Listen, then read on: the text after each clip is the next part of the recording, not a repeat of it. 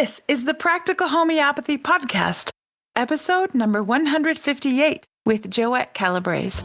Hi, I'm Joette Calabrese, and I welcome you to our healthcare movement, yours, mine, and the countless men and women across the globe who have retaken control of their family's health with practical homeopathy.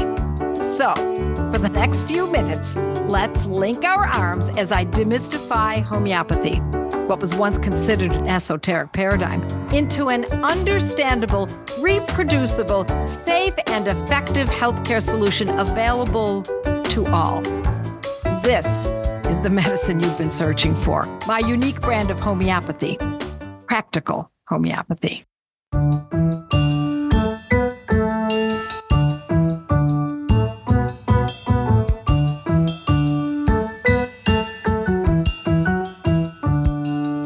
Welcome to another episode of the Practical Homeopathy Podcast with Joette.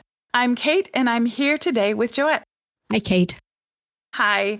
Today, we're going to talk about parenting, and you're going to share your thoughts on a topic that's close to many parents' hearts, and that is guiding our children into responsible adulthood and understanding our role in that journey. Joette, you're going to share your personal experiences today, including the advice that you give your own children, or I should say gave, as they graduated high school, and how your relationship with your father shaped the way you guided your teen children. Joette, let's begin with you sharing about your father's influence in your life, and why do you advocate for, let's call them, I guess, guardrails. I like that image of, when you go bowling and they put down those guardrails for the people that are just brand new bowlers and it guides that bowling ball to the pins. I like that image, and it helps you to hit the mark or hit the pins. So talk about that for a bit. Well, let me start by saying that when I was growing up, my parents were anything but laissez-faire parents. And I'm not saying there's anything wrong with that, because if it works for a family, then that's just fine. My parents were very strict. They were not helicopter parents at all. We were outside playing all day long. Sometimes I didn't see them for many hours because there were a lot of kids on the street. But once I got to puberty, high school, my parents became very strict. I was the only one that had to be in hours before their friends. My father was adamant about curfews, and my mother was adamant about what I wore. I felt hemmed in. And now I can call them guardrails, but then I was resentful, I'll be honest. I really hated it. I hated that my parents were so strict. My parents were certainly American, but they were first generation Sicilian American. And so a lot of the older ways they brought into their parenting. I grew up in a neighborhood where everyone was Irish American, and it was their grandparents and great-grandparents who had come over. And so we were closer to the original European thinking, especially Southern European thinking, and I resented it. In fact, I hated it.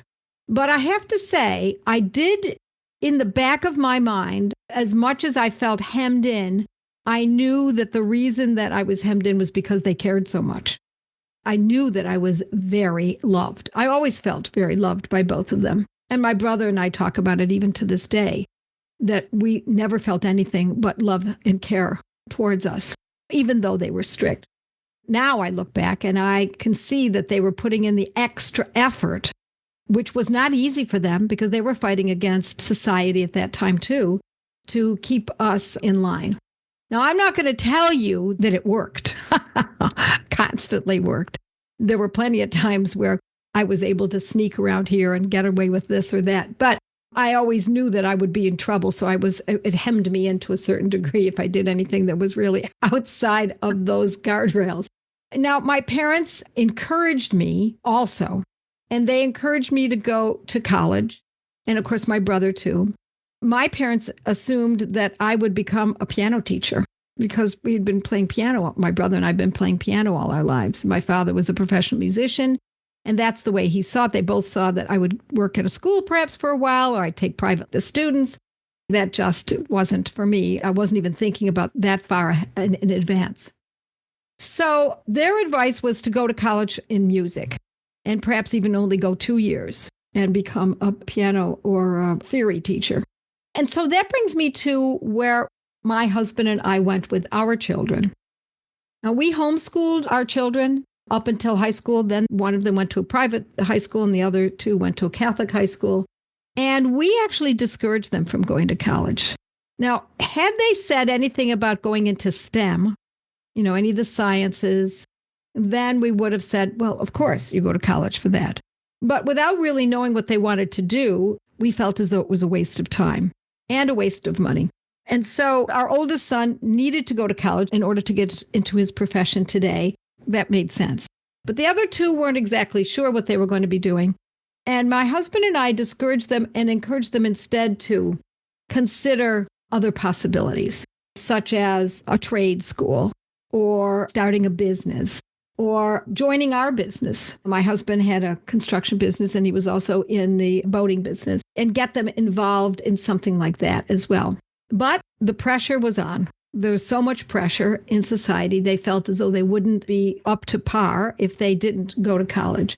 So what my husband and I decided to do was to tell them we just weren't going to pay for college. So if they wanted to go to college, then it had better be something that they really want to do, and they had to pay for it themselves. So this then put in place a couple of situations. One is that then they were pretty much not going to go to a very expensive college, nor were they going to go away. We raised our kids outside of Buffalo, and there are a number of 2 universities and many colleges. It's a college town.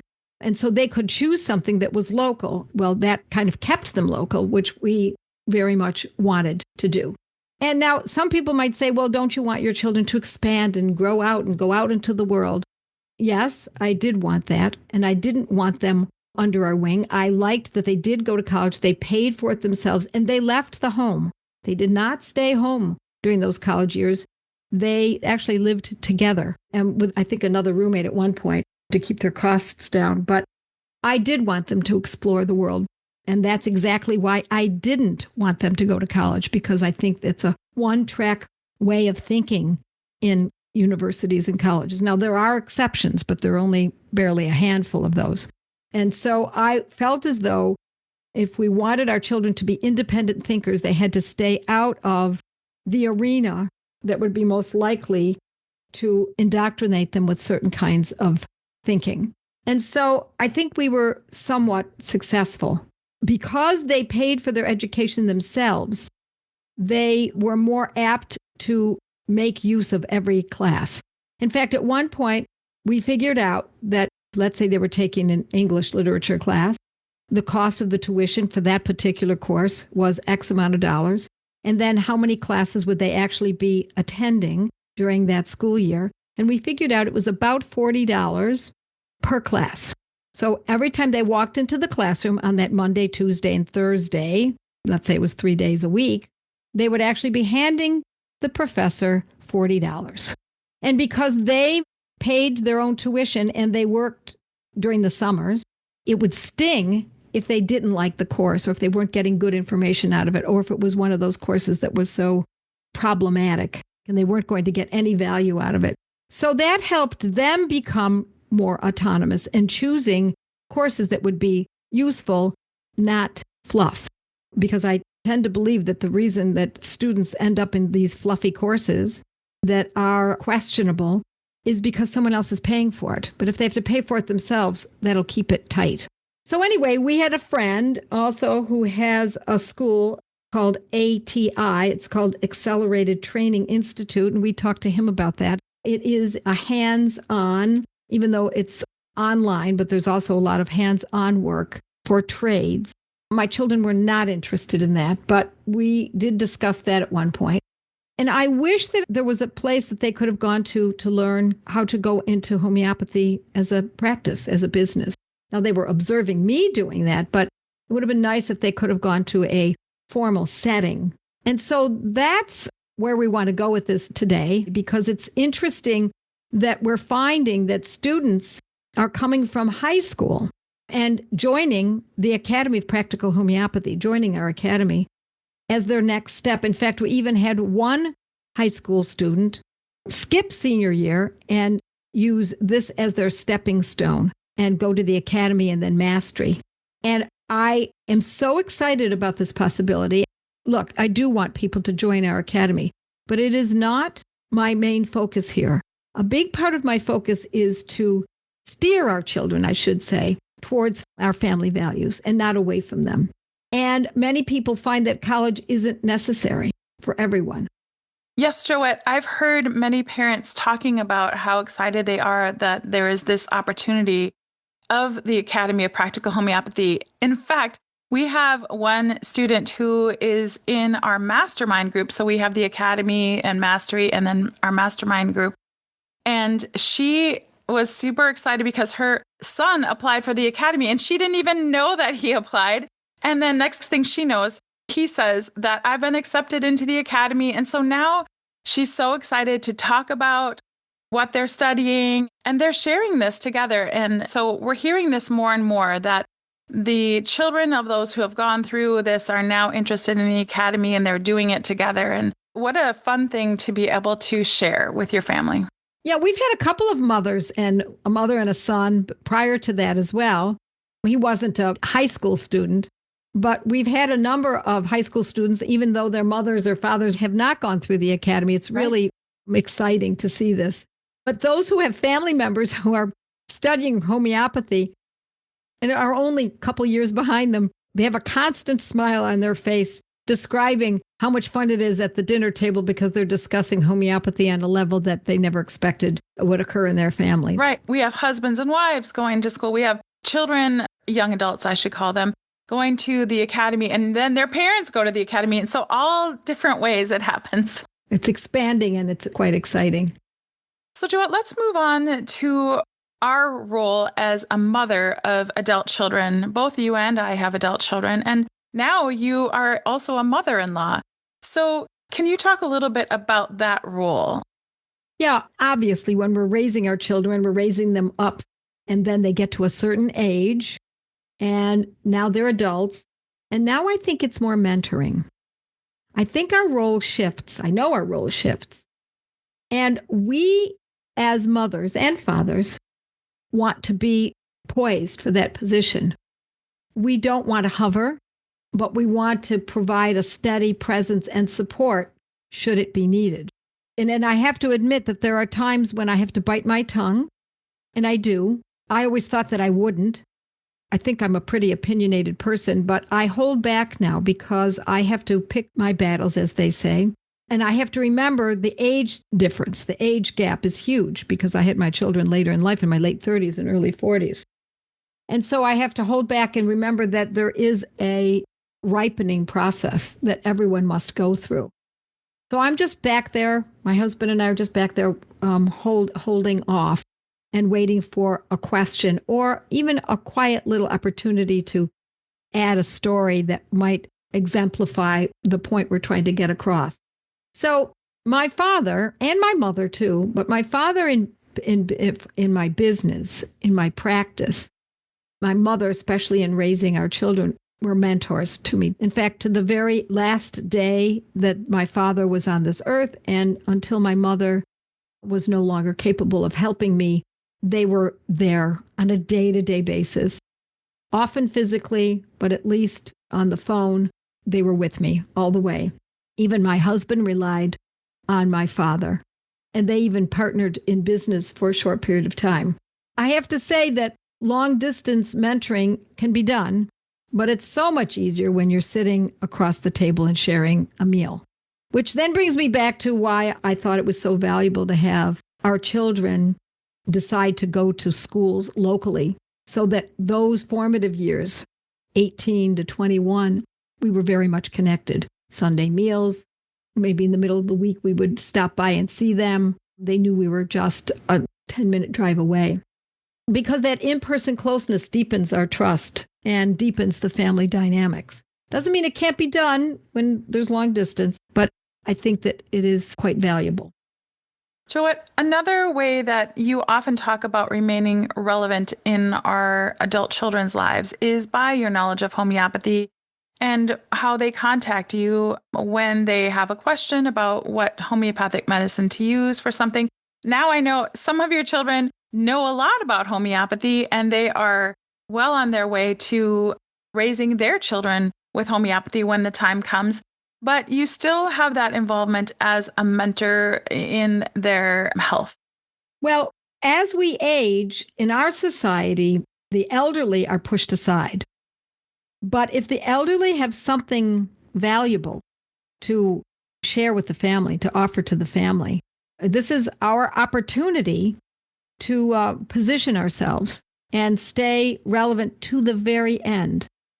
I always imagine that my grandchildren will come to me and say, Nona, what should I do about this little sliver I got in my finger? And of course, she's going to go to her mother first. But let's say her mother already took care of it, and now it's time we need the sliver to get out of the little finger, and it's time to start implementing homeopathic medicine. I want to stand behind my daughter-in-laws and stand behind my sons so that they know that if the homeopathic information is needed, my mentorship is needed, I'm right there, sturdy and ready, willing, and able. And I think it's a great way for us as we age, my friends, to position ourselves and our families in more than the ways that we always imagined. So we have this ineffable medicine that we can count on, and that our families know they can count on us to deliver it. It's a great position to be in. Sure is. Joette, this has been very helpful. Do you have any final thoughts to wrap it up for our listeners? Well, the final thoughts are really just repeating what I've said, and it's important to stay connected and relevant in our young children's and our young adult children's and our older children's lives all the way into their aging years. It's one of our greatest treasures to be so tied to our families in such a beautiful way. And Joette, I know you like to hear from your listeners. Surely they have other thoughts on this topic and ways that they stay relevant in their children's lives. How can they give you some comments that you'll see? Yes, I'll read those comments. I enjoy reading them. So yes, just comment at the end of the podcast and I'll take a look. And I'd love to get the conversation going because everyone comes with something new and interesting. Great. Thank you, Joette, for these valuable insights on parenting and staying close to our adult children and guiding them. It's important that we do stay connected, especially in this day and age when I think that we're being torn apart. It's definitely one of our greatest treasures. It's my honor to share many lessons on this simple method of using homeopathy for free without affiliates or advertising here in my podcasts, but also my blog posts and Monday night lives. But it's critical that you learn how to use these medicines properly.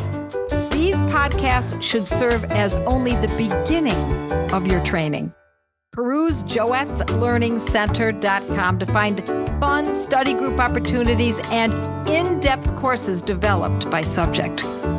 So with the proper training, you can join the thousands of students before you in developing the confidence and competence to protect the health of your family and loved ones with my brand of homeopathy, Practical Homeopathy. You just listened to a podcast from internationally acclaimed homeopath, public speaker, and author, the founder of the Academy of Practical Homeopathy, Joette Calabrese. Joette's podcasts are available on all your favorite podcast apps. To learn more and find out if homeopathy is a good fit for your health strategy, visit practicalhomeopathy.com.